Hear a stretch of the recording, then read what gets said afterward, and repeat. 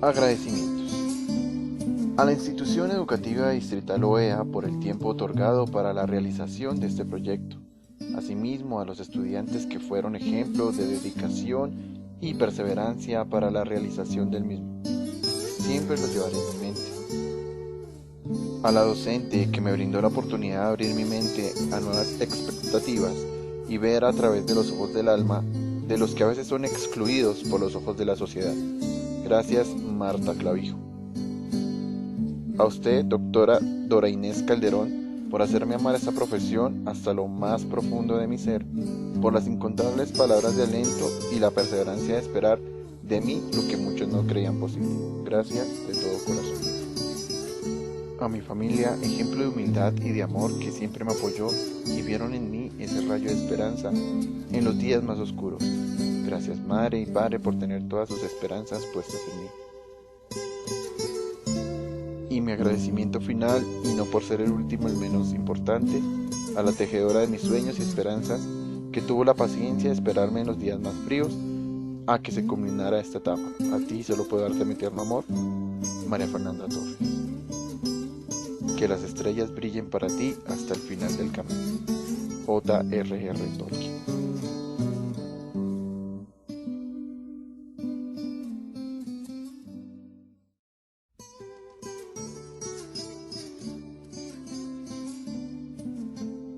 El audiolibro es parte de la unidad didáctica Desarrollo de procesos de lectura a partir de la producción de audiolibros, realizada como proyecto de grado. La primera etapa se realiza en el marco de la pasantía de investigación de trabajo de grado en el proyecto de referentes curriculares con incorporación tecnológica para facultades de educación en las áreas de lenguaje, matemáticas y ciencias para atender poblaciones en contextos de diversidad, Alfa 3, financiado por la Unión Europea. La segunda etapa se realizó en el marco del proyecto Desarrollo didáctico y tecnológico en escenarios didácticos para la formación de profesores que acogen la diversidad, factores para su implementación y su validación en la Universidad Distrital Francisco José de Caldas, que es uno de los 4 proyectos del programa Arquitectura Pedagógica, Didáctica y Tecnológica para la formación de profesores en y para la diversidad, de la Alianza de Instituciones para el Desarrollo de la Educación y la Tecnología en Colombia, AIDEC, financiado por Colciencias, bajo la dirección de la doctora en Educación, Dora Inés Calderón. El audiolibro se construyó como parte de las actividades de la unidad para desarrollar estrategias de lectura con los estudiantes de los grados noveno de la Institución Educativa Distrital OEA. Este audiolibro se realizó como parte de la unidad didáctica Desarrollo de procesos de lectura a partir de la producción de audiolibros, para que fuera una guía hacia los docentes que quieren incursionar en el contexto de las nuevas tecnologías de inclusión social. La otra parte del desafío fue orientar a través de acciones e instrucciones la formación de lectores de personas que puedan comunicarse de forma oral, consigo mismo y con los demás. Dejar a un lado solo la lectura como algo mecánico y sin sentido en ciertas ocasiones. Y aquí la lectura tenía toda una intencionalidad social marcada. En este caso, el de comunicar a personas con limitación visual en primera instancia y en segunda instancia al resto de la comunidad educativa. Es así que este proyecto de la producción de audiolibros pretendió fomentar plenamente en la comunidad educativa que los estudiantes llegaran a ser verdaderos productores de procesos de lectura, conscientes de la importancia de emitir un mensaje en el marco de determinado tipo de situación social. En este caso, ese marco es la que genera la misma institución, la de la inclusión de personas con limitación visual.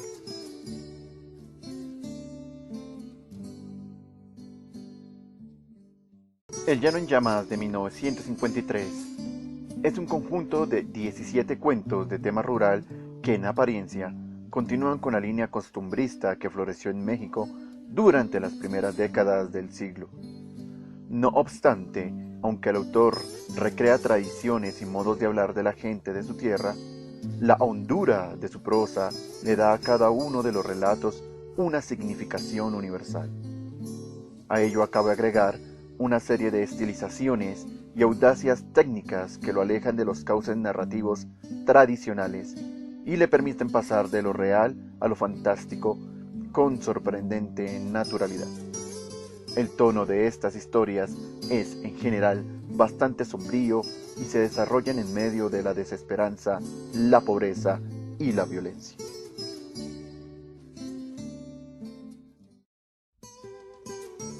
Diles que no me maten. Originalmente publicado en la revista América, número 66, agosto de 1951. Su trama se desarrolla en un pueblo de México, en donde Juan Rulfo escribe sobre los personajes que habitan en los poblados, sus costumbres y estilo de vida. Su historia es sencilla, pero su genialidad es por lo que aún sigue viva la historia. Todo comienza cuando Juvencio Nava mata a su amigo, a su compadre Lupe Terreros, por pelear las tierras fértiles de este último. Peleas muy acostumbradas en estos pueblos. Las sequías duraron mucho tiempo y los animales de Juvencio morían por no tener dónde pastar. Así que lleva a sus animales por las noches a pastar en los terrenos de su compadre Lupe.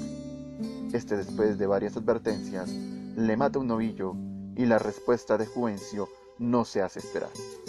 Así desata su furia contra su amigo. Hasta aquí podríamos cuestionarnos cómo es que estas dos personas pudieron llegar a ser amigos. Uno, cegado por el egoísmo, y otro, por la envidia. A continuación, el grupo de María Fernanda Santé, Mayerly Guerrero, Natalia Jiménez, Nicole Pérez, Sandy Santos, Juliana López, nos presentan este audiolibro del cuento Diles que no me maten, de Juan Rulfo.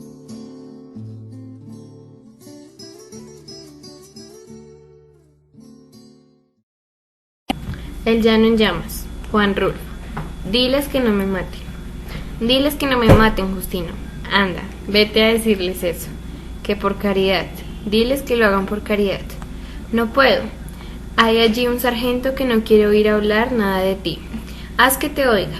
Date tus mañas y dile que lo haga por caridad de Dios. No se trata de sustos. Parece que te van a matar de a de veras. Y yo ya no quiero volver allá. Anda otra vez. Solamente otra vez a ver qué consigues. No tengo ganas de ir. Según eso, yo soy tu hijo. Y si voy mucho con ellos, acabarán por saber quién soy y les dará por fusilarme a mí también. Es mejor dejar las cosas de este tamaño. Anda, Justino. Diles que tengan tantita lástima de mí. No más eso diles. Justino apretó los dientes y movió la cabeza diciendo no. Y siguió sacudiendo la cabeza durante mucho rato. Dile al sargento que te deje ver al coronel y cuéntale lo viejo que estoy, lo poco que valgo.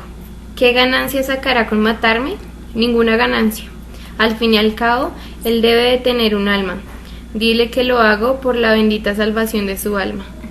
Justino se levantó de la pila de piedritas en la que estaba sentado y caminó hacia la puerta del corral. Luego se dio vuelta para decir, voy. Pues de perdida me afusilan a mí también. ¿Quién cuidará de mi mujer y de mis hijos? La providencia, Justino. Ella se encargará de ellos. Ocúpate de ir allá y ver qué cosas haces por mí. Eso es lo que urge.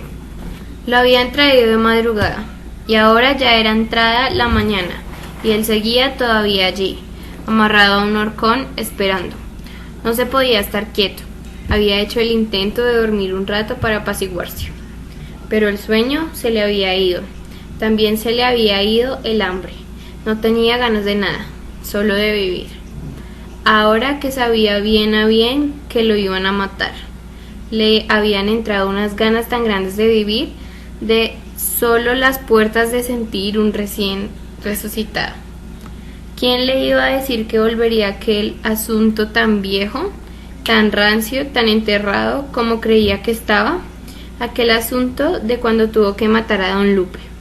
No, nada más por no más, como quisieron hacerles ver los de Alima, sino porque tuvo sus razones.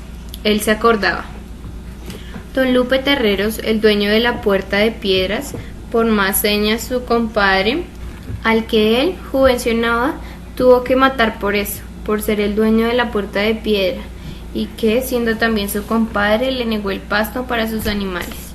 Primero se aguantó por puro compromiso, pero después, cuando la sequía, en que vio cómo se le morían uno tras otro sus animales, hostigado por el hambre y que su compadre don Lupe seguía negándole la hierba de sus potreros, entonces fue cuando se puso a romper la cerca y a arrear la bola de animales flacos hasta las paraneras para que se hartaran de comer. Y eso no le había gustado a don Lupe, que mandó a tapar otra vez la cerca, para que él, juvencionaba, le volviera a abrir otra vez el agujero.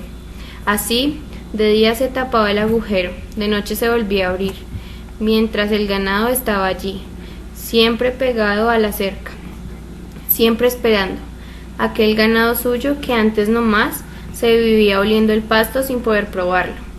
Y él y don Lupe alegaban y volvían a alegar sin llegar a ponerse de acuerdo, hasta que una vez don Lupe le dijo: «Mira, Juvencio, otro animal más que metas al potrero y te lo mato». Y él le contestó: «Mire, don Lupe, yo no tengo la culpa de que los animales busquen su acomodo. Ellos son inocentes. Ahí se lo haiga si me los mata». Y me mató un novillo. Esto pasó hace 35 años, por marzo, porque ya en abril andaba yo en el monte, corriendo del exhorto. No me valieron ni las 10.000 vacas que le di al juez, ni el embargo de mi casa para pagarle la salida de la cárcel.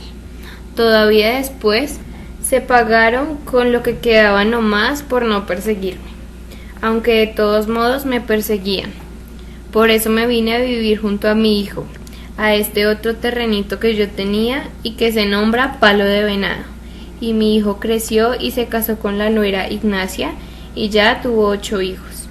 Así que la cosa ya va para viejo, y que según eso debería estar ya olvidada, pero según eso no lo está.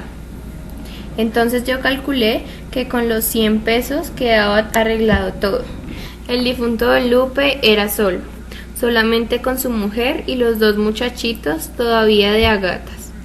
Y la viuda pronto murió también dizque de pena, y a los muchachitos se los llevaron lejos, donde unos parientes, así que por parte de ellos no sabía qué tener miedo.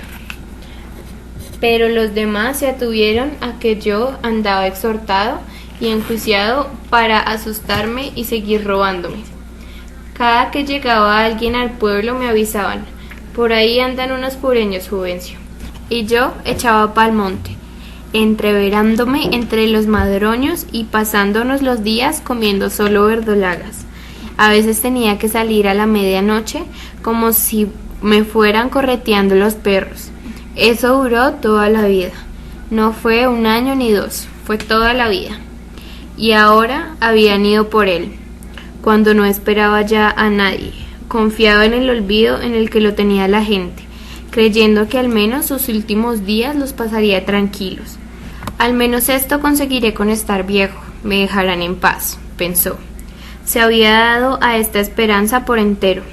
Por eso era que le costaba trabajo imaginar morir así, de repente, a estas alturas de su vida, después de tanto pelear para liberarse de la muerte, de haberse pasado a su mejor tiempo tirando de un lado para otro, arrastrado por los sobresaltos, y cuando su cuerpo había acabado por ser un puro pellejo correoso, curtido por los malos días en que tuvo que andar escondiéndose de todos.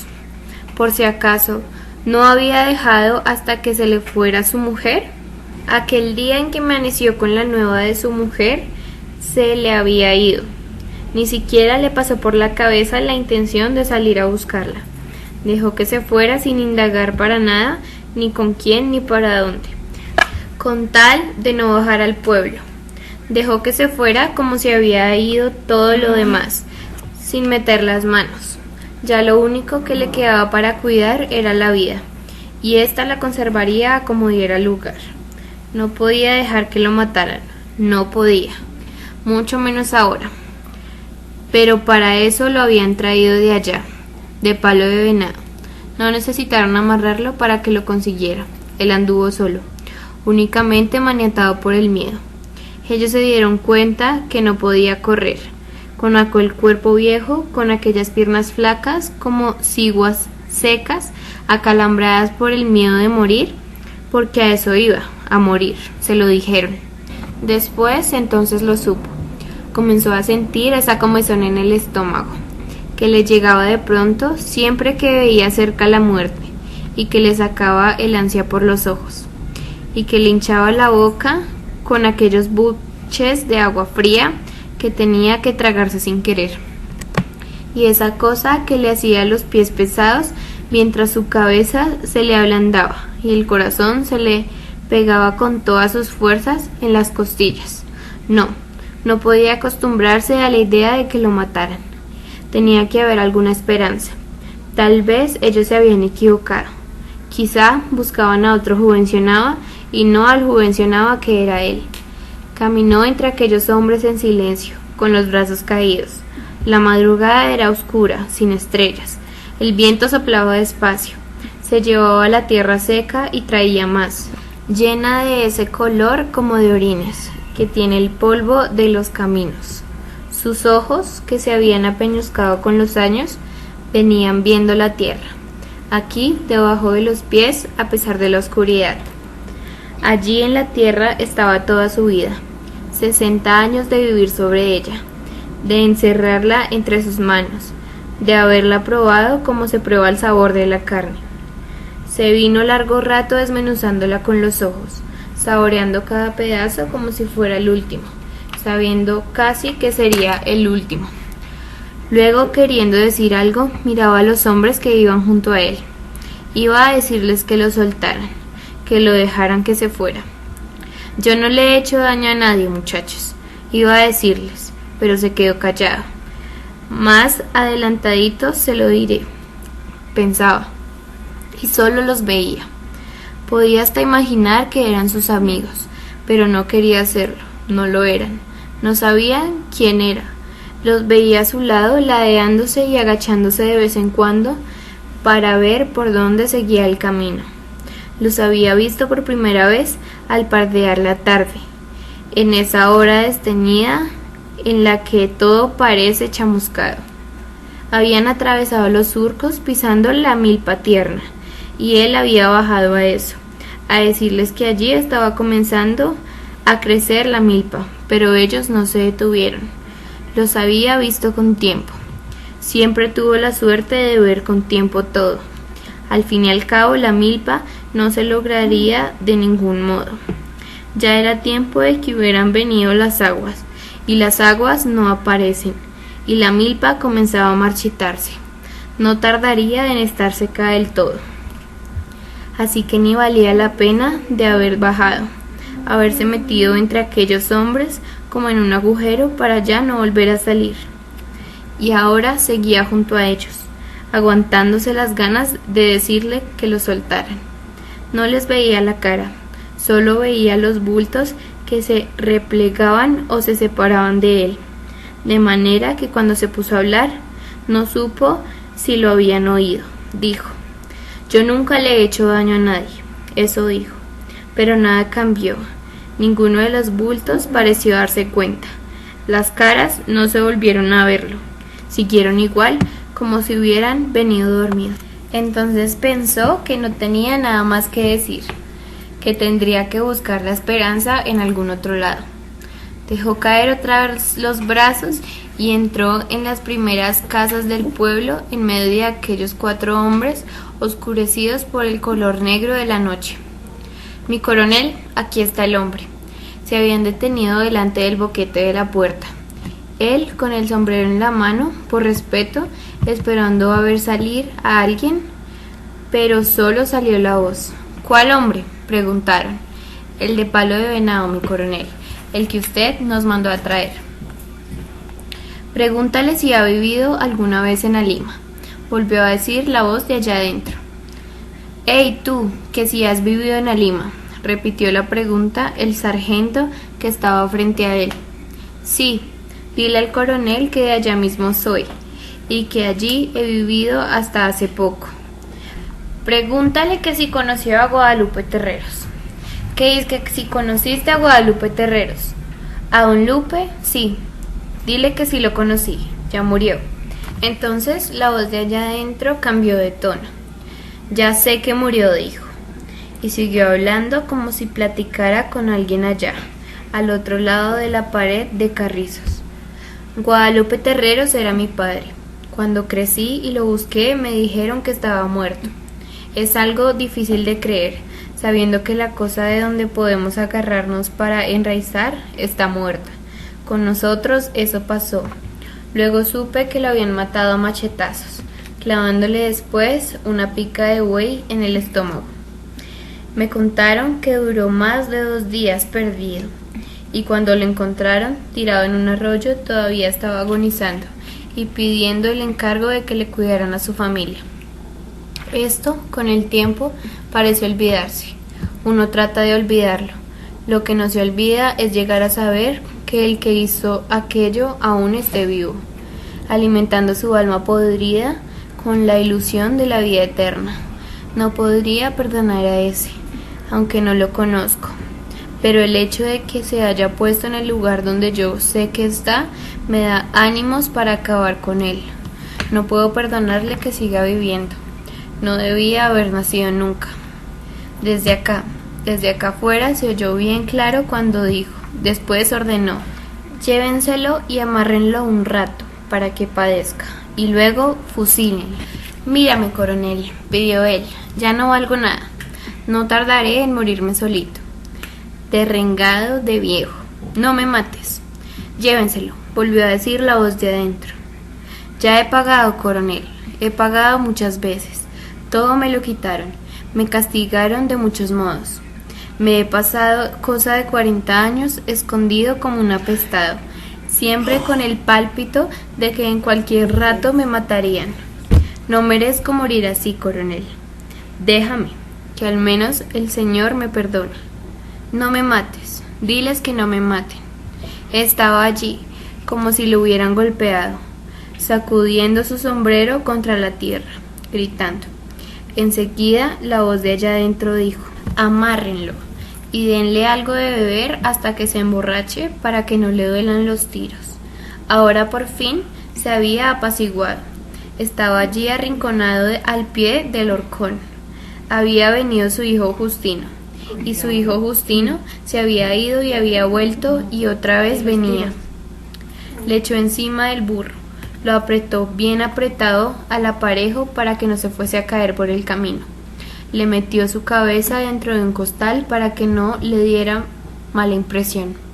Y luego le hizo pelos al burro y se fueron, arrebiatados, deprisa, para llegar a Palo de Venado todavía con tiempo para arreglar el velorio del difunto.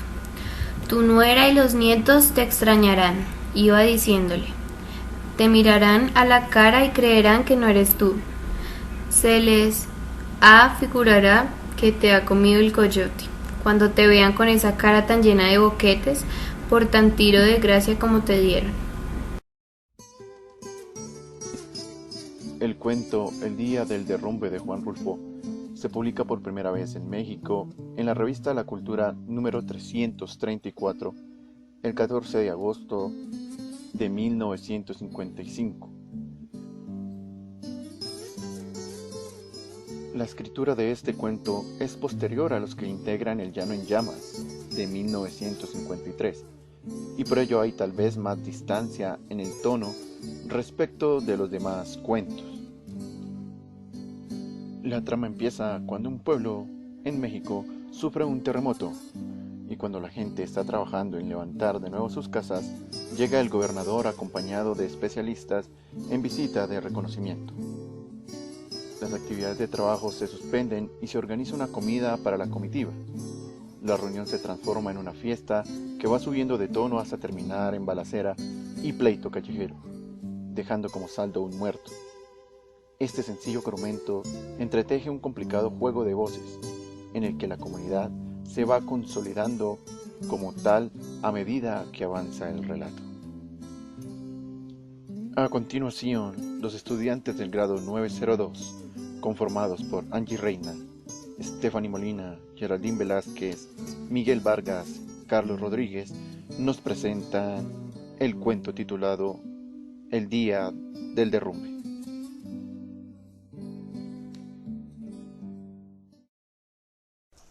El día del derrumbe. Esto pasó en septiembre, no en septiembre de ese año, sino el del año pasado. ¿O fue en el antepasado, Mellington? No, fue en el pasado. Sí, yo me acordaba bien. Fue en septiembre del año pasado, por el día 21. Óyeme, Mellington, ¿no fue el 21 de septiembre el mero día del temblor? Fue un poco antes. Tengo entendido que fue por el 18.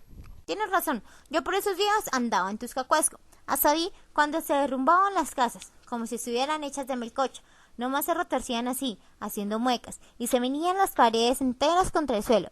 Y la gente salía de los escombros, toda aterrorizada, corriendo derecho a la iglesia, dando de gritos. Pero espérense, oye, Mellington, se me hace como que en Tuscacuesco no existe ninguna iglesia. ¿Tú no te acuerdas? No la hay. Allí no queda más que unas paredes cuarteadas, que dicen que fue la iglesia hace algo así como 200 años. Pero nadie se acuerda de ella, ni de cómo era. Aquello más bien parece un corral, abandonado, plagado de higuerillas. Dices bien. Entonces no fue en Tuscacuesco donde me agarró el temblor. Ha de haber sido en Pochote. Pero el Pochote es un rancho, ¿no? Sí, pero tiene una capilla, que allí dicen en la iglesia. Está un poco más allá de la hacienda de los Alcatraces. Entonces fue allí, ni más ni menos, donde me agarró el temblor. Ese que les digo, que cuando la tierra se pandeaba todita, como si por dentro la estuvieran rebullendo. Bueno, unos pocos días después, porque me acuerdo que todavía estábamos apuntalando paredes, llegó el gobernador. Venía a ver qué ayuda podía prestar con su presencia. Todos ustedes saben que nomás con que se presente el gobernador, con tal de que la gente lo mire, todo se queda arreglado.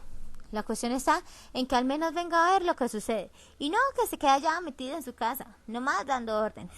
En viniendo él, todo se arregla, y la gente, aunque se le haya caído la casa encima, queda muy contenta con haberlo conocido. ¿O no es así, Mellington? ¿Qué ni qué? Bueno, como les estaba diciendo, en septiembre del año pasado, un poquito después de los temblores, cayó por aquí el gobernador para ver cómo nos había tratado el terremoto.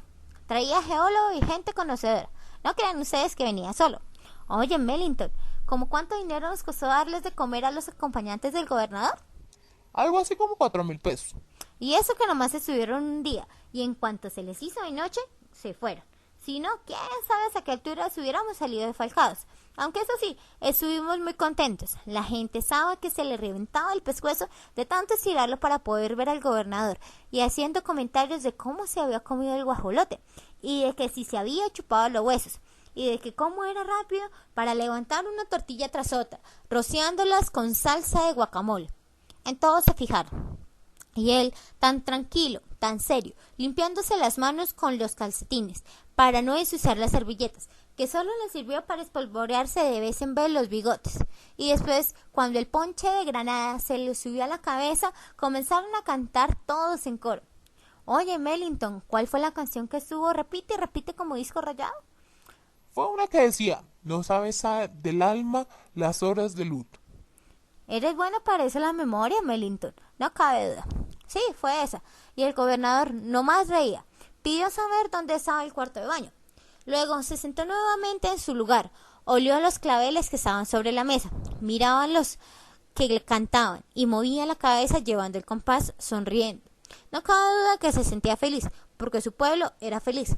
Hasta se le podía adivinar el pensamiento, y a la hora de los discursos se paró uno de sus acompañantes, que tenía la cara alzada, un poco horneada a la izquierda, y habló, y no cabe duda de que se las traía. Habló de Juárez, que nosotros teníamos levantado en la plaza, y hasta entonces supimos que era la estatua de Juárez, pues nunca nadie nos había podido decir quién era el individuo que estaba encaramado en el monumento, aquel. Siempre creímos que podía ser Hidalgo, o Morelos, o Venustiano Carranza, porque en cada aniversario de cualquiera de ellos, allí les hacíamos su función, hasta que el catricito aquel nos vino a decir que se trataba de don Benito Juárez, y las cosas que dijo. ¿No es verdad, Mellington? Tú que tienes tan buena memoria, te has de acordar bien lo que recitó aquel fulano. Me acuerdo muy bien, pero yo lo he repetido tantas veces que hasta resulta enfadoso. Bueno, no es necesario, solo que en estos señores se pierde de algo bueno. Ya les dirás mejor lo que dijo el gobernador. La cosa es que aquello, en lugar de ser una visita a los dolientes y a los que habían perdido su casa, se convirtió en una borrachera de las buenas. Y ya no se diga cuando entró al pueblo la música de Tepec y llegó retrasada porque que todos los camiones se habían ocupado en la carrera de la gente del gobernador y los músicos tuvieron que venirse a pie, pero llegaron. Entraron sonándole duro al arpa y a la tambora, haciendo tatachum, tatachum, tatachum, como los platillos arreándole fuerte, y con las ganas del sopilote mojado. Aquellos estaban de haberse visto. Hasta el gobernador se quitó el saco y se desabrochó la corbata, y las cosas siguió de refilón. Trajeron más de majuanas de ponche, y se dieron prisa a tatemar más carne de venado. Porque aunque ustedes no lo quieran creer y ellos no se dieran cuenta, estaban comiendo carne de venado, de la que por aquí abunda. Nosotros nos reíamos cuando decíamos que estaba muy buena la barbacoa, ¿o no, Mellington? Cuando por aquí no sabemos qué es eso de barbacoa. Lo cierto es que apenas les servíamos un plato, ya querían el otro. Y ni modo, allí estábamos para servirlos, porque como dijo Liborio, el administrador del timbre, que entre paréntesis siempre fue muy agarrado, no importa que esa recepción nos cueste lo que nos cueste, que para algo ha de servir el dinero. Y luego tú, Mellington, que por ese tiempo eras presidente municipal y que hasta te desconocí cuando dijiste que se chorreó el ponche, una visita de esas no desmerece. Y así se chorreó el ponche. Esa es la pura verdad. Hasta los manteles estaban colorados y la gente aquella que parecía no tener llenadero. Solo me fijé en el gobernador. No se movía de su sitio y no estiraba la mano sino solo para lo que comía y bebía, lo que le arrimaban. Pero la bola de lambiscones que se desvivían por tenerle la mesa tan llena que hasta ya no cabía el salero que tenía en la mano, y cuando lo desocupaba se lo metía en la bolsa a la camisa. Hasta yo fue a decirle: ¿no gusta más sal, mi general? Y él me enseñó riendo el salero que tenía en la bolsa de la camisa. Por eso me di cuenta. Lo grande estuvo cuando él comenzó a hablar. Se nos enchinó el pellejo a todos de pura emoción. Se fue enderezando despacio, muy despacio, hasta que lo vimos echar la silla hacia atrás con el pie, poner sus manos en la mesa, agachar la cabeza como si fuera a agarrar el vuelo, y luego su tos que nos puso a todos en silencio. ¿Qué fue lo que dijo Mellington? Conciudadanos, dijo, rememorando mi trayectoria, vivificando mi único proceder de mis promesas ante estas tierras que visité con anónimo compañero de un candidato a la presidencia, cooperador, omnimodo, de un hombre representativo, cuya honradez no ha estado nunca desligada del contexto de sus manifestaciones políticas, y que sí, en cambio, es firme glosa de principios democráticos en el supremo vínculo de la unión del pueblo, anudando a la austeridad que ha dado muestra de síntesis evidente de idealismo revolucionario, nunca hasta ahora pleno de realizaciones y de certidumbre. Allí hubo aplausos, ¿no, Mellington? Sí, muchos aplausos. Después siguió: mi trazo es el mismo, conciudadanos. Fui parco de promesas como candidato aportado por prometer lo que únicamente podía cumplir, y que al cristalizar tradujeras en beneficio colectivo y no es subjuntivo, ni participio de una familia genérica de ciudadanos. Hoy estamos aquí representen en este caso paradojal de la naturaleza, no previsto dentro de mi programa de gobierno. Exacto, mi general, gritó uno por allá. Exacto, usted lo ha dicho. En este caso, digo, cuando la naturaleza nos ha castigado nuestra presencia receptiva del centro del epicentro telúrico que ha devastado hogares que podían haber sido los nuestros, que son los nuestros, concurrimos en el auxilio, no con el deseo neoriano de gozarnos en la desgracia ajena, más aún, inminentemente dispuestos a utilizar magníficamente nuestro esfuerzo, en el que la reconstrucción de los hogares destruidos, hermanalmente dispuestos en el consuelo de los hogares, menoscabados por la muerte. Este lugar, que ya visité hace años, lejano entonces a toda ambición de poder, antaño, feliz, hogaño, enlutecido me duele. Sí, conciudadanos, me lancé a las heridas de los vivos por sus bienes perdidos y la clamante dolencia de los seres por sus seres muertos, insepultos bajo estos escombros que estamos presenciando. Allí también hubo aplausos, ¿verdad, Mellington?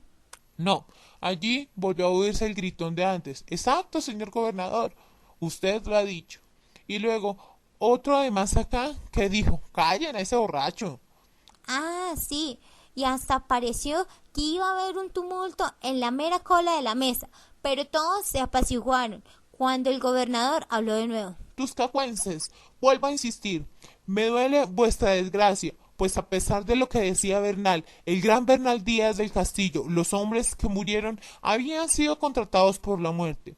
Yo en los considerándolos, mi concepto ontológico humano digo, me duele, con el dolor que produce ver derruido el árbol en las primeras inflorescencias. Os ayudaremos con nuestro poder. Las fuerzas vivas del Estado, desde su faldistorio, claman por socorrer a los damnificados de esta hecatombe, nunca predecida ni deseada. Mi regencia no terminará sin haberos cumplido. Por otra parte, no creo que la voluntad de Dios haya sido la de causarle detrimento, la de desaprocentarios. Y allí terminó. Lo que dijo después no me lo aprendí, porque la bulla que se soltó en las mesas de atrás creció y volvió rete difícil conseguirlo lo que siguió diciendo. Es muy cierto, Mellington, aquello subo de haberse visto. Con eso les digo todo. Y es que el mismo sujeto de la comitiva se puso a gritar otra vez, exacto, exacto, con unos chillidos que se oían hasta la calle, y cuando lo quisieron callar, sacó la pistola y comenzó a darle de cachamautas por encima de su cabeza, mientras la descargaba sobre el techo, y la gente que estaba allí de mirona echó a correr y a la hora de los balazos, y tumbó las mesas en la caída que llevaba, y se oyó el rempedero de platos y vidrios, y los botellazos que tiraba el fulano de la pistola para que se calmara, y que no más se estrellaban en la pared. Y el otro, que tuvo todavía tiempo de meter otro cargador al arma, y lo descargaba nueva cuenta mientras se le daba de aquí para allá, escabulléndose bulto a las botellas voladoras que le aventaban por todas partes. Hubieran visto al gobernador allí de pie, muy serio, con la cara fruncida, mirando hacia donde estaba el tumulto, como queriendo calmarlo con su mirada. ¿Quién sabe quién fue a decirle a los músicos que tocaran algo? Lo cierto es que soltaron tocando el himno nacional con todas sus fuerzas, hasta que casi se le reventaba el cachete al del tambor de lo recio que pintaba. Pero aquello siguió igual, y luego resultó que allá afuera, en la calle, se había prendido también el pleito. Le vinieron a avisar al gobernador que allá unos estaban dando de machetazos, y fijándose bien, era cierto, porque hasta acá se oían las voces de las mujeres que decían, apártenlos, se van a matar. Al rato, otro grito que decía, ya mataron a mi marido, agárrenlo. Y si el gobernador ni se movía, seguía de pie. Oye, Mellington, ¿cómo se estaba esa palabra que dice? Impávido. Eso es, impávido. Bueno, con el argüende de la fuerza cosa, aquí dentro pareció calmarse. El borracho del exacto estaba dormido, le había atinado un botellazo y se había quedado todo desparramado, tirado en el suelo. El gobernador se arrimó entonces el fulano aquel y le quitó la pistola que tenía, todavía agarrada en una de sus manos, agarradotas por el desmayo. Se la dio al otro y le dijo, encárgate de él y toma nota de que queda desautorizado a portar armas. Y el otro contestó, sí, mi general. La música, no sé por qué, siguió toque y toque el himno nacional, hasta que el catricito, que había hablado de un principio, alzó los brazos y pidió el silencio por las víctimas. Oye, Mellington, ¿por cuáles víctimas pidió él que todos nos silenciáramos? Por las del Etipoco. Bueno, pues por esas. Después todos se sentaron, enderezaron otra vez las mesas y siguieron bebiendo ponche y cantando las canciones de esas horas de luto. Ahora me voy acordando de que si fue por el 21 de septiembre el borlote, porque mi mujer tuvo ese día a nuestros hijos, mereció, y yo me llegué ya muy noche a mi casa, más bien borracho, que de bueniciano. Y ella no me habló en muchas semanas, arguyendo que la había dejado sola con su compromiso. Ya cuando se contentó, me dijo que yo había sido bueno ni para llamar a la comadrona, que tuvo que salir al paso como Dios lo dio a entender. El cuento El hombre, de Juan Rulfo, se encuentra incluido en su libro El llano en llamas, publicado por primera vez en 1953. En este cuento, Juan Rulfo aborda uno de los temas recurrentes en sus relatos del llano en llamas, la venganza, que para muchos se erige como un legado más al pueblo mexicano por parte de la revolución de mediados del siglo. En las líneas del hombre, los personajes se encuentran igualmente desdibujados, es decir, no tienen cara, nombre ni señas particulares. Son más bien emociones agobiantes y desesperadas, moviéndose en un ambiente hostil que para muchos sigue siendo Comala, lugar donde futuramente se desarrolla el diálogo de muertos, que ocurre en Pedro Páramo, como el mismo Rulfo llega a denominar. Así pues, el hombre narra la historia de cómo un hombre se erige perseguido de otro, de quien ansía vengarse, llegando hasta su casa y matando a su familia sin que precisamente su objetivo esté entre los asesinados. A continuación, el grupo de Camila Gutiérrez, Juanita Barrero y Jennifer Granda nos presentarán el cuento El hombre, de Juan Rulfo.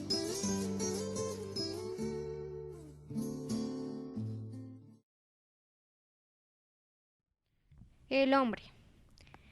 Los pies del hombre se hundieron en la arena dejando una huella sin forma, como si fuera la pezuña de algún animal. Treparon sobre las piedras, engarruñándose al sentir la inclinación de la subida. Luego caminaron hacia arriba, buscando el horizonte.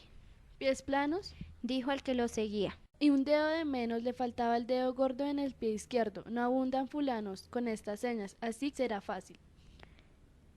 La vereda subía entre hierbas, llena de espinas y las malas mujeres. Parecía un camino de hormigas de tan angosta. Subía sin ruedos hacia el cielo, se perdía allí y luego volvía a aparecer más lejos, bajo un cielo más lejano. Los pies siguieron la vereda sin desviarse. El hombre caminó apoyando en los callos de los talones, raspando las piedras con las uñas de sus pies, rasguñándose los brazos, deteniéndose en cada horizonte para medir su fin. No el mío, sino el de él, dijo y volvió la cabeza para ver quién hablaba. Ni una gota de aire, solo el eco de su ruido entre las ramas rotas, desvanecido afuera de ir a tiendas, calculando sus pasos, aguantando hasta la respiración. Voy a lo que voy, volvió a decir, y supo que era él el que hablaba. Subió por aquí, rastrillando el monte, dijo el que lo perseguía. Cortó las ramas con un machete, se conoce que él arrastraba el ansia, y el ansia dejaba huellas siempre, eso lo perderá. Comenzó a perder el ánimo cuando las horas se alargaron y detrás de un horizonte estaba otro, y el cerro por donde subía no terminaba. Sacó el machete y cortó las ramas duras como raíces, y tronchó la hierba desde la raíz. Mascó un gargajo mugroso y lo arrojó a la tierra con coraje. Se chupó los dientes y volvió a escupir. El cielo estaba tranquilo allá arriba, quieto, trasluciendo sus nubes entre la silueta de los palos guajes, sin hojas. No era tiempo de hojas, era ese tiempo seco y roñoso de espinas, y de espigas secas y silvestres. Golpeaba con ansias los matojos con el machete. Se amellará con este trabajito, más te vale dejar en paz las cosas. Oyó allá atrás su propia voz. Lo señaló su propio coraje, dijo el perseguidor. Él ha dicho quién es, ahora solo falta saber dónde está. Terminaré de subir por donde subió, después bajaré por donde bajó, rastreándolo hasta cansarlo, y donde yo me detenga, allí estará. Se arrodillará y me pedirá perdón, y yo le dejaré ir un balazo en la nuca. Eso sucederá cuando yo te encuentre. Llegó al final, solo el puro cielo, cenizo medio quemado por la nublación de la noche. La tierra se había caído por el otro lado. Miró la casa enfrente de él, de la que salía el último humo de rascoldo. Se enterró en la tierra blanda recién removida. Tocó la puerta sin querer con el mango del machete. Un perro llegó y le lamió las rodillas. Otro más corrió a su alrededor, moviendo la cola. Entonces empujó la puerta solo cerrada a la noche. El que lo perseguía dijo: Hizo un buen trabajo, ni siquiera lo despertó. Dijo llegar a eso de la 1, cuando el sueño es más pesado, cuando comienzan los sueños. Después del descanse en paz, cuando se suelta la vida en manos de la noche en el cansancio del cuerpo, raspa las cuerdas de la desconfianza y las rompe. No debí matarlos a todos, dijo el hombre. al menos no a todos. Eso fue lo que dijo. La madrugada estaba gris, lo vio brillar como un pedazo de culebra, sin vida entre las espigas secas. El hombre bajó buscando el río, abriendo una nueva brecha entre el monte. Muy abajo el río, corre muyendo sus aguas entre sabinos florecidos, meciendo su espesa corriente en el silencio, camina y da vuelta sobre sí mismo. Va y viene como una serpentina enroscada sobre la tierra verde. No hace ruido, uno podría dormir allá, junto a él, y alguien oiría la respiración de uno, pero no la del río. La hiedra baja desde los altos sabinos y se hunde en el agua, hasta sus manos y forma telarañas que el río no desnace en ningún tiempo. El hombre encontró la línea del río por el color amarillo de los sabinos. No lo oiría, solo lo debía retorcer bajo las sombras. Vio venir las chachalacas. La tarde anterior se habían ido siguiendo. El sol volando las parvadas detrás de la luz. Ahora el sol estaba por salir y ellas regresaban de nuevo. Se perseguía hasta 3 veces. Discúlpeme, discúlpeme, discúlpeme, les dijo, y comenzó su tarea. Cuando llegó al tercero se salían los chorretes de lágrimas, o tal vez era sudor. Cuesta trabajo matar. El cuero no es correoso, se defiende aunque se haga la resignación, y el machete estaba mellando. Ustedes me han de perdonar. Volvió a decirles. Se sentó en la arena de la playa. Eso dijo el que lo perseguía. Se sentó aquí y no se movió por un largo rato. Esperó a que se despejaran las nubes, pero el sol no salió ese día, ni al siguiente, me acuerdo. Fue el domingo, aquel en que se me murió el recién nacido, y fuimos a enterrarlo. No teníamos tristeza, solo tengo memoria del que el cielo estaba gris y de que las flores que llevábamos estaban desteñidas y marchitas, como si sintieran la falta de sol. El hombre ese se quedó aquí esperando. Allí estaban sus huellas, el nido que hizo junto a los matorrales, el calor de sus cuerpos abriendo un pozo en la tierra húmeda. No debía haberme salido de la vereda, pensó el hombre. Por allá hubiera llegado, pero ese peligro, caminar por donde todos caminaban, sobre todo llevando este peso que yo llevo, este peso que se ha de ver por cualquier ojo que me mire, se ha de ver como si fuera una hinchazón rara. Yo así lo siento cuando sentí que me había cortado un dedo. La gente lo vio y yo no. Hasta después. Así ahora, aunque no quiera, tengo que tener alguna señal. Así lo siento. Por el peso o tal vez el esfuerzo me cansó.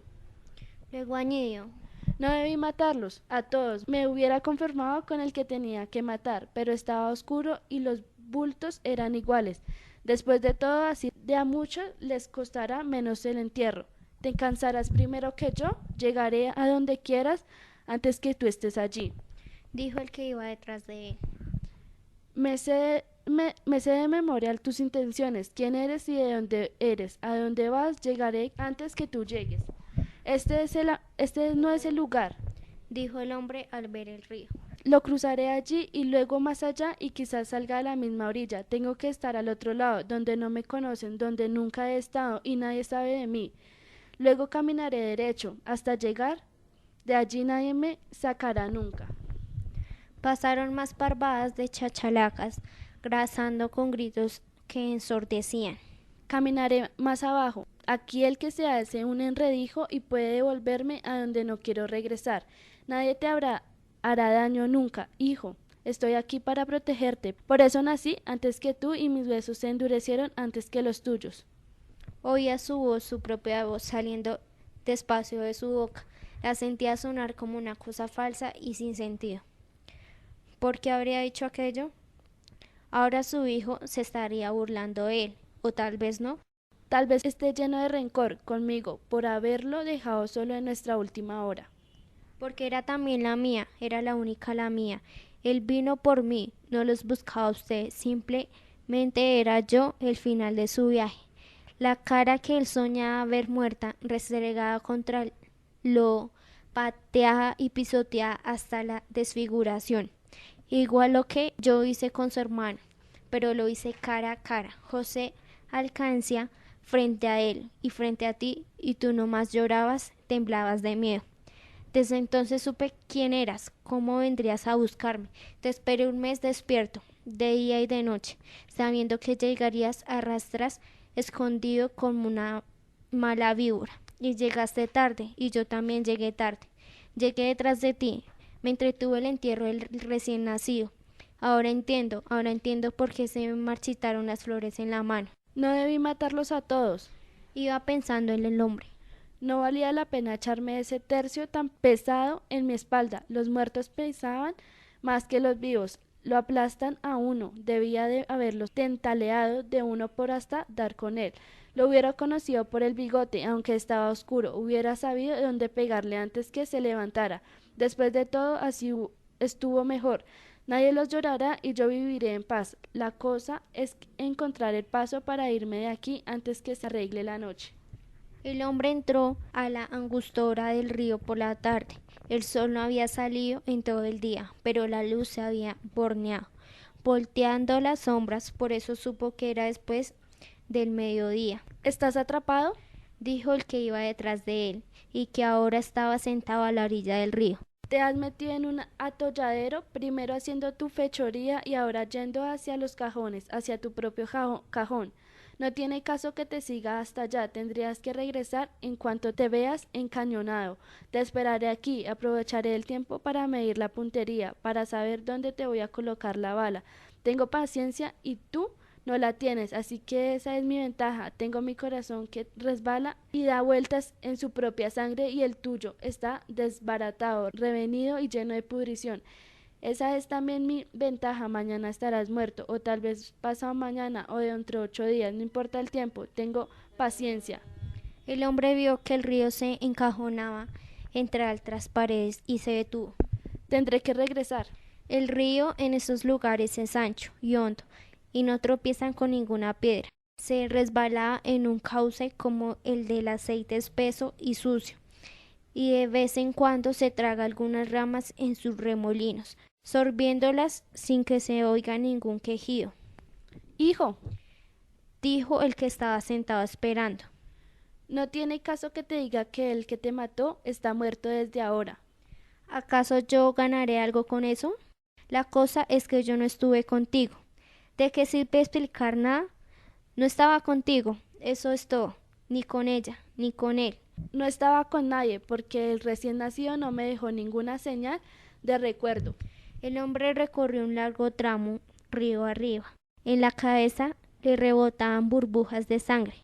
Creí que el primero iba a despertar a los demás con su estertor, por eso me di prisa. Discúlpame la purición, les dijo, y después sintió que le gorgoteaba. Aquel era igual al ronquido de la gente que dormía. Por eso puso tan en calma cuando salió la noche de afuera, al frío de aquella noche nublada.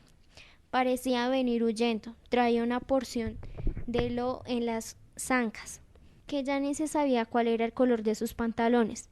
Lo vio desde que se zambulló en el río, apechugó el cuerpo y luego se dejó ir corriendo abajo, sin manotear, como si caminara pisando el fondo. Después rebasó la orilla y puso sus trapos a secar. Lo vi que temblaba de frío hacia el aire y estaba nublado. Me estuve asomado desde que el boquete de la cerca donde tenía el patrón al encargo de sus borregos volvía y miraba a aquel hombre sin que él se maliciara que alguien lo estaba espiando.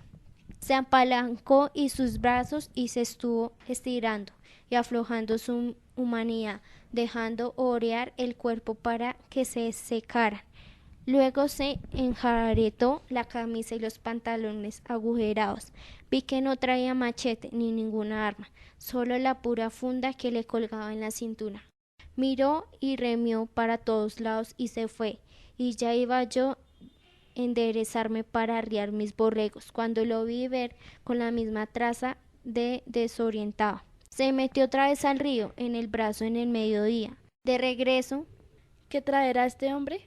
me pregunté. Se echó de vuelta al río, al corriente se soltó, sangoloteando como un reguilete, y hasta por poco se ahoga. Dio muchos manotazos y por fin no pudo pasar, y salió allá, echando buches de agua hasta desentriparse.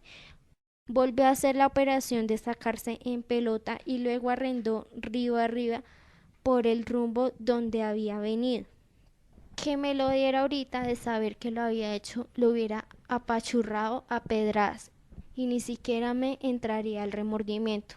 Yo le decía que yo era un Julián, con solo verle la cara, pero no soy adivino, señor licenciado. Solo soy un cuidador de borregos y hasta si usted quiere algo miedoso cuando da ocasión, aunque como usted dice, lo puedo muy bien agarrar desprevenido. Y una prada bien dada en la cabeza lo hubiera dejado allí bien tieso. Usted ni quien se lo quite que tiene la razón. Eso me cuenta de todas las muertes que debía y que acababa de efectuar. No me lo perdono. Me gustaría matar matones. Créame usted. No es la costumbre, pero se ha de sentir sabroso ayudar a Dios a acabar con todos hijos de mal. La cosa es que no todo quedó allí. Lo vi venir de cuenta al día siguiente, pero yo todavía no sabía nada.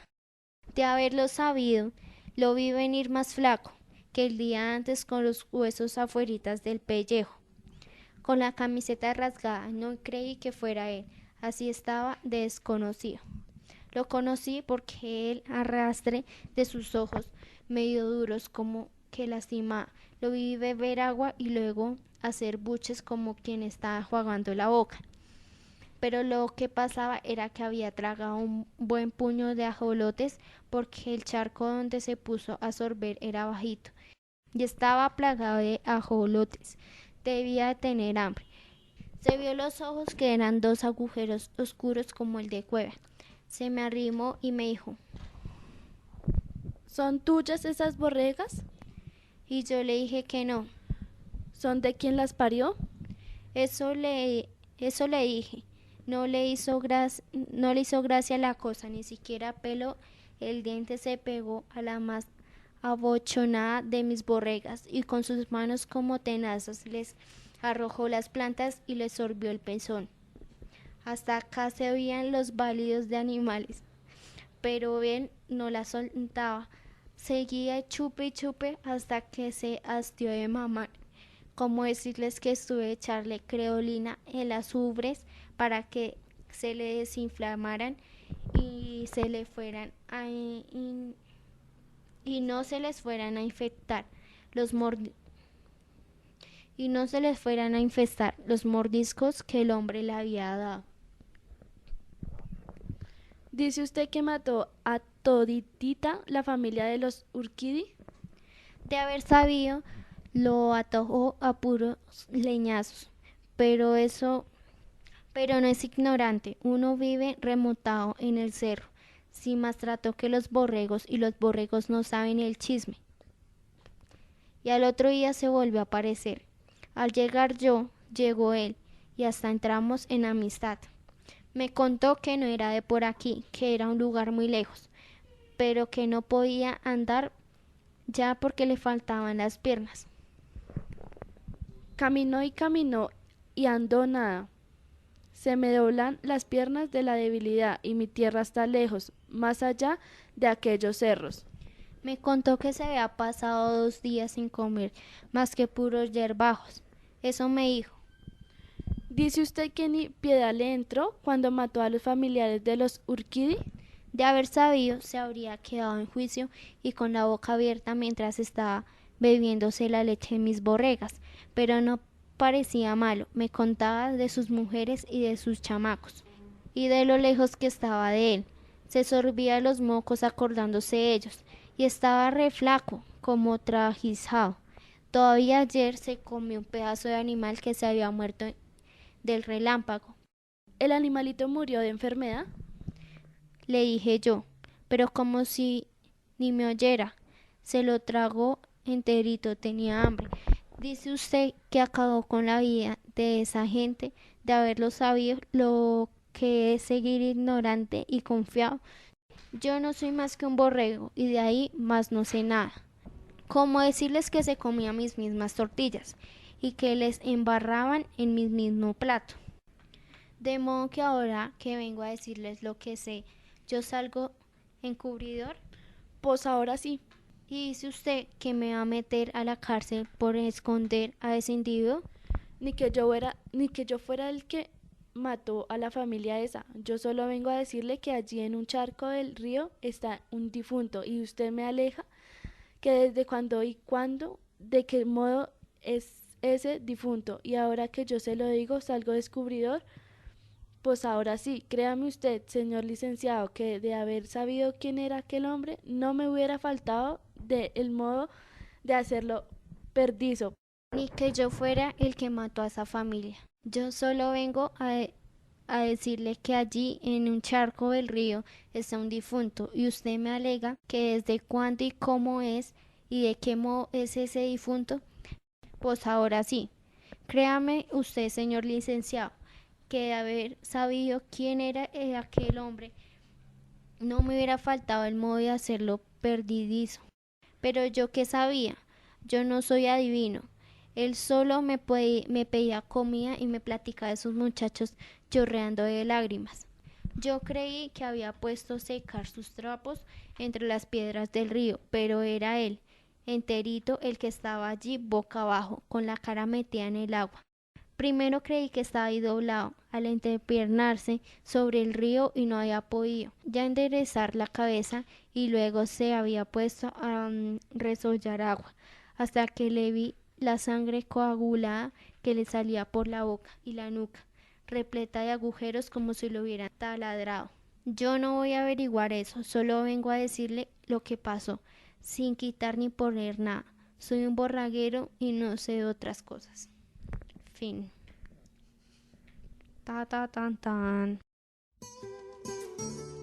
El cuento Es que somos muy pobres de Juan Rulfo pertenece a la compilación de cuentos de El Llano en Llamas, publicada en 1953. El cuento narra la historia de la tragedia que vive una población humilde a raíz del crecimiento desbordado de un río y de cómo este imprescindible suceso condena a una niña a seguir con el camino desgraciado de sus hermanas mayores, la prostitución. A continuación, del curso 902, el grupo de María Fernanda Santé, Mayerly Guerrero, Natalia Jiménez, Nicole Pérez, Sandy Santos, Juliana López, nos presentan el cuento Es que somos muy pobres, de Juan Rulfo.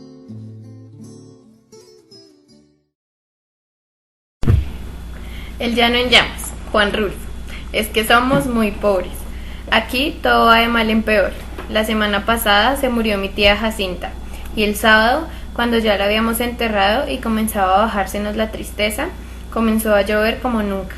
A mi papá eso le dio coraje, porque toda la cosecha de cebada estaba soleándose en el solar. Y el aguacero llegó de repente, en grandes olas, sin darnos tiempo ni siquiera a esconder aunque fuera un manojo. Lo único que pudimos hacer, todos los de mi casa, fue estarnos arrimados debajo del tejabán, viendo cómo el agua fría que caía del cielo quemaba aquella cebada amarilla tan recién cortada. Y apenas ayer, cuando mi hermana Tacha acaba de cumplir 12 años, supimos que la vaca que mi papá le regaló para el día de su santo se la había llevado al río. El río comenzó a crecer hace 3 noches, a eso de la madrugada.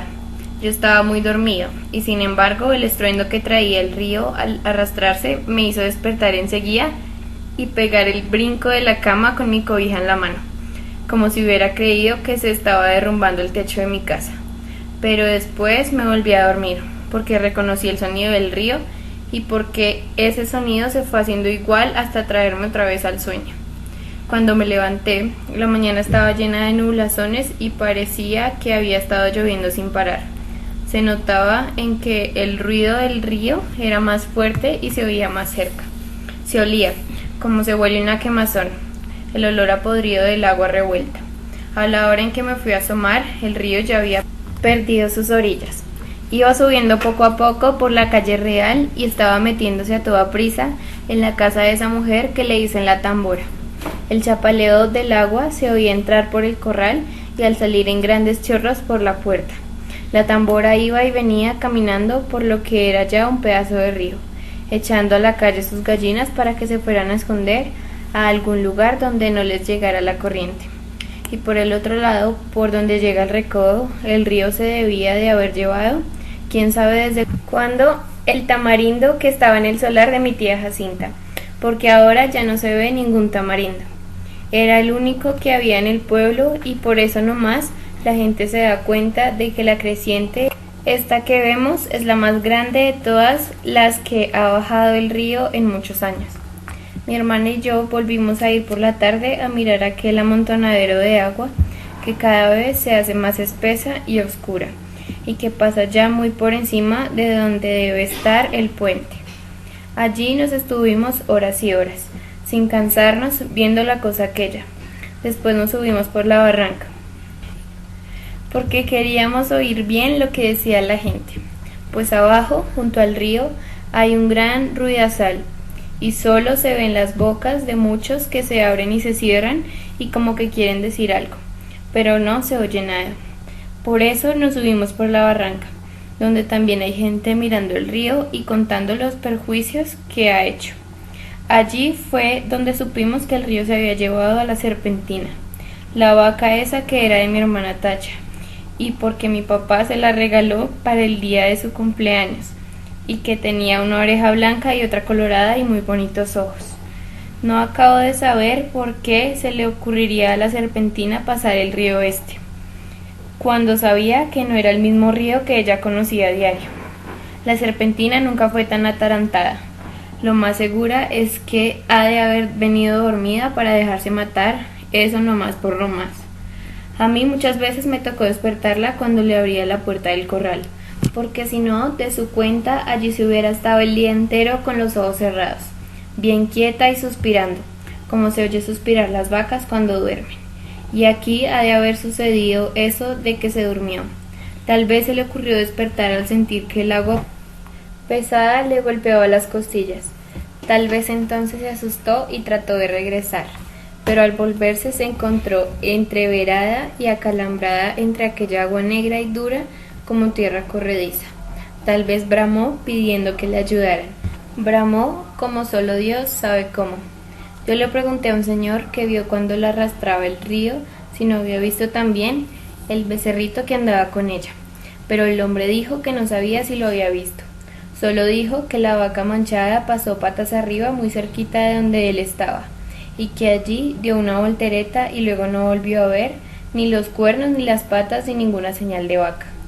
Por el río rodaban muchos troncos de árboles con todo y raíces, y él estaba muy ocupado en sacar leña, de modo que no podía fijarse si eran animales o troncos los que arrastraba.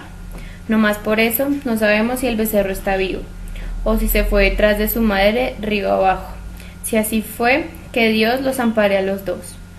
La apurición que tienen en mi casa es lo que pueda suceder el día de mañana, ahora que mi hermana Tacha se quedó sin nada, porque mi papá con muchos trabajos había conseguido a la serpentina, desde que era una vaquita, para dársela a mi hermana, con el fin de que ella tuviera un capitalito y no se fuera a ir de piruja como los hicieron mis otras dos hermanas, las más grandes.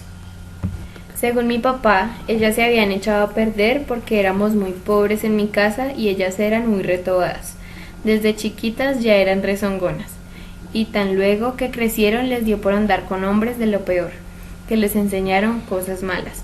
Ellas aprendieron pronto y entendían muy bien los chiflidos, cuando las llamaban a altas horas de la noche. Después salían hasta de día. Iban cada rato por agua al río, y a veces, cuando uno menos se lo esperaba, allí estaban en el corral, revolcándose en el suelo, todas encueradas y cada una con un hombre trepado encima. Entonces mi papá las corrió a las dos. Primero les aguantó todo lo que pudo, pero más tarde ya no pudo aguantarlas más y les dio carrera para la calle. Ellas se fueron para Ayutla o no sé para dónde, pero andan de pirujas. Por eso le entra la mortificación a mi papá, ahora por la tacha, que no quiere vaya a resultar como sus otras dos hermanas, al sentir que se quedó muy pobre viendo la falta de su vaca, viendo que ya no va a tener con qué entretenerse mientras le da por crecer y pueda casarse con un hombre bueno, que la pueda querer para siempre. Y eso ahora va a estar difícil. Con la vaca era distinto, pues no hubiera faltado quien se hiciera el ánimo de casarse con ella, solo por llevarse tan bien a aquella vaca tan bonita. La única esperanza que nos queda es que el becerro esté todavía vivo.